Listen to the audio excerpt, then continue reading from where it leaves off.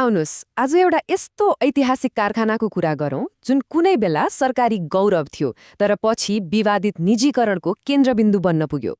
खासमा नि यो बाँसबारी छाला तथा जुत्ता कारखानाको मात्र कथा हुँदै होइन क्या, यो त सिङ्गो नेपालको अर्थतन्त्रले भोगेको उथलपुथलको एउटा सजीव चित्र हो। सुरु गरौँ है त आजको यो विश्लेषण। अब यो भनाई एकपटक ध्यान दिएर सुनौ है। यदि कारखाना सञ्चालन भइदिएको भए हजारौं दलित समुदायले रोजगारी पाउँथे। बाँसबारीका पूर्व कामदार कृष्णबहादुर बयालकोटीको यो एउटै वाक्यले नि एउटा गहिरो यथार्थ बोल्छ। ठूला ठूला आर्थिक नीतिहरू परिवर्तन हुँदा त्यसको प्रत्यक्ष असर भुइँ मान्छेहरूको जीवन र जीविकामा कसरी पर्छ भन्ने कुरा यसले छर्लङ्ग पार्छ। एकचोटि सन् 1960को दशकको नेपाललाई सम्झौँ त। त्यति बेला आम मानिसका लागि जुत्ता लगाउनु भनेको साँच्चै नै एउटा विलासिताको कुरा थियो। प्राय उच्चवर्ग वा सेनामा रहेका व्यक्तिहरूको खुट्टामा मात्र जुत्ता देखिन्थ्यो। बजारमा माग त ठूलो थियो तर देशभित्र जुत्ताको उत्पादन भने लगभग शून्य नै थियो भन्दा हुन्छ। हो, त्यही शून्य अवस्थालाई चिर्न सन् 1965मा चीन सरकारको सहयोगमा बाँसबारी कारखाना स्थापना भयो। त्यसपछिका कैयौं दशकसम्म यो नेपालको औद्योगिक पहिचान नै बन्यो। तर कुरा सधैँ उस्तै कहाँ रहन्छ र? सन् 1992मा आइपुग्दा यसलाई बिक्री गरियो, अर्थात् निजीकरण गरियो। अनि रोचक कुरा के छ भने आज सन् 2024मा आइपुग्दा यसकै जग्गा हस्तान्तरणको अनुसन्धानले यो कारखानालाई फेरि राष्ट्रिय बहसको केन्द्रमा ल्याइदिएको छ। यहाँनिर एउटा चाखलाग्दो तथ्याङ्क हेरौँ है। 50%।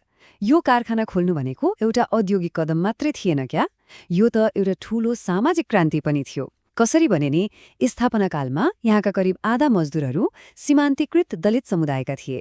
सिधै घरेलु तालिम लिएर मेसिनसम्म पुगेका उनीहरूका लागि यो एउटा भरपर्दो स्थायी रोजगारी र सामाजिक समावेशीकरणको ठूलो ढोका थियो।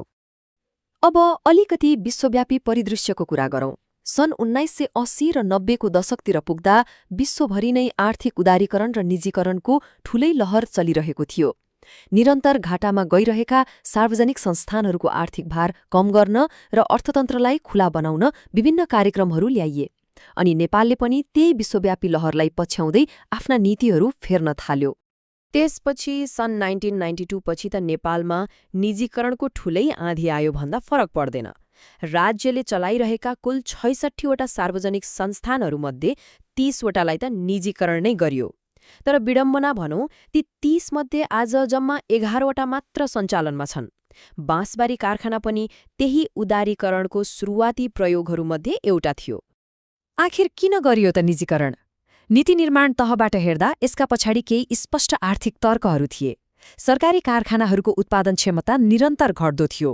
सरकारले तिनलाई टिकाइराख्न मात्रै पनि ठूलो अनुदान दिनु परेको थियो, जसले राज्यको ढुकुटीमा एकदमै उच्च आर्थिक भार थपेको थियो। त्यसैले अर्थतन्त्र सुधार्न र त्यो विश्वव्यापी दबावलाई सम्बोधन गर्न निजीकरणलाई एउटा मुख्य अचूक अस्त्र मानियो। तर निजीकरणपछि आखिर के भयो त? जब जुत्ता उद्योगमा निजी क्षेत्र प्रवेश गर्यो नि, तब बजारमा एउटा ठूलो क्रान्ति नै आयो भन्दा हुन्छ। आधुनिक प्रविधि र एकदमै चुस्त व्यवस्थापनसहित आएका निजी कम्पनीहरूले नेपाली बजारको स्वरूप नै पुरै परिवर्तन गरिदिए। यो अङ्क हेरौँ त, 5 करोड। कुनै बेला बाँसबारी कारखानामा दिनको बल्ल तल्ल 50 जोड जुत्ता बन्थ्यो, तर आजको परिदृश्य हेर्ने हो भने पूर्ण रूपमा फरिएको छ। आज नेपालमा वार्षिक 5 करोड जोड जुत्ताको विशाल माग छ र आधुनिक प्रविधि सहितका हाम्रा निजी उद्योगहरूले यो राष्ट्रिय मागलाई एकदमै तीव्रताका साथ पूरा गरिरहेका छन्। स्वदेशी जुत्ताको बजार हिस्सा मात्र 7%बाट उखालो लागेर आज 55% पुग्नु भनेको पक्कै पनि सानो उपलब्धि होइन। राम्रो ब्रान्डिङ, व्यापार मेला अनि बलियो मार्केटिङका कारण आज उपभोक्ताहरू एकदमै गर्वका साथ मेड इन नेपाल जुत्ताहरू रोजिरहेका छन्। नेपाली उद्योगले मारेको यो फड्को साँच्चै नै प्रशंसायोग्य छ। यद्यपि अर्थतन्त्रको यो चम्किलो तस्विरभित्र एउटा अन्ध्यारो पाटो पनि लुकेको छ। बोक्रे जस्ता शब्दहरूलाई बुझ्दा त्यो मानवीय मूल्य प्रष्ट हुन्छ। परम्परागत रूपमा रुखको बोक्रा प्रयोग गरेर छाला प्रशोधन गर्ने छालाकर्मीहरूलाई दिने यो उपनामले जात व्यवस्थासँग जोडिएको उनीहरूको पुर्ख्यौली सिप र ऐतिहासिक पहिचानलाई दर्शाउँछ। यी दुई युगको तुलनात्मक चित्र साँच्चै निकै मार्मिक छ। हेर्नुस् है, सरकारी युगमा परम्परागत दलित कालीगढहरूले कारखानामा स्थायी रोजगारी पाएका थिए। तर जब निजीकरण भयो, नयाँ र फस्टाउँदो बजार, आधुनिक प्रविधि, व्यवस्थापन र पुँजीमा पहुँच भएका उच्च जातीय उद्यमीहरूको नियन्त्रणमा पुग्यो, जसले गर्दा परम्परागत सिप भएकाहरू बिस्तारै किनारा लाग्दै गए। खासमा यो विस्थापन अचानक भएको पक्कै थिएन, यो त पूर्ण रूपमा संरचनागत थियो। ऐतिहासिक मुलुकी ऐनले यी समुदायहरूलाई पहिले नै सीमान्तकृत गरेको थियो। जब उद्योगको आधुनिकीकरण भयो, परम्परागत कामदारहरूसँग नयाँ प्रविधिको ज्ञान र पुँजी दुवै थिएन। फलस्वरूप सरकारी छात्रवृत्तिमा पढेका उच्च वर्गका इन्जिनियर र प्रबन्धकहरूले नयाँ बजारमा सजिलै पकड जमाए। अनि ती कालीगढका सन्तानहरू नि? उनीहरू आज अनौपचारिक श्रम सङ्घर्षको चपेटामा पर्न बाध्य छन्। अब यसले हामीलाई बाँसबारीको अर्को निकै जटिल र बहुचर्चित पाटोतर्फ डोर्याउँछ। त्यो हो सार्वजनिक सम्पत्तिको बाँडफाँड, विशेष गरी कारखानाको 10 रोपनी जग्गासँग जोडिएको विवाद। आउनुहोस्, कुनै पक्ष नलिई यसका तथ्यहरूलाई मात्र निष्पक्ष रूपमा केलाएर हेरौँ। यो विवादित जग्गा हस्तान्तरणको कथा विक्रम सम्वत 2043 सालबाट सुरु हुन्छ, जतिबेला च्याम्पियन फुटवेयर दर्ता भयो। त्यसपछि 2051 सालमा सरकारी सेयरहरू हस्तान्तरण गरियो र 2054 सालसम्म आइपुग्दा त यो पूर्ण रूपमा चौधरी परिवारको स्वामित्वमा रहेको प्राइभेट कम्पनीमा परिणत भयो।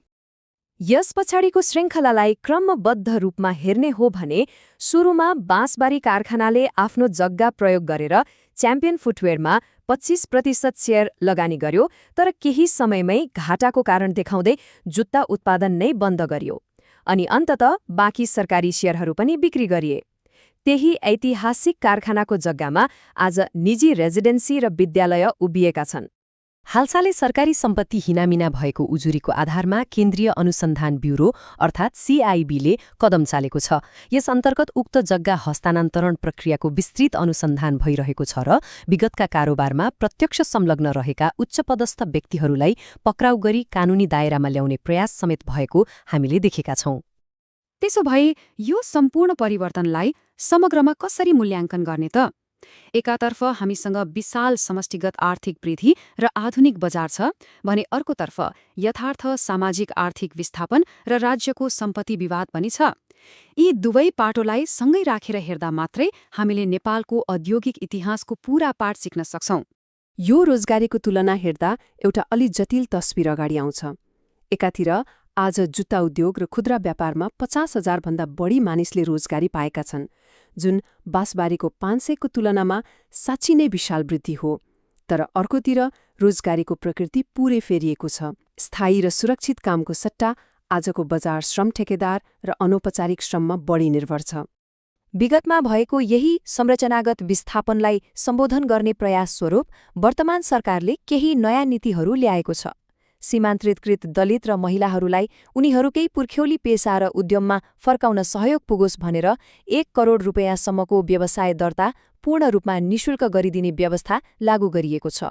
यो एउटा सानो तर निकै अर्थपूर्ण प्रयास हो भन्न सकिन्छ।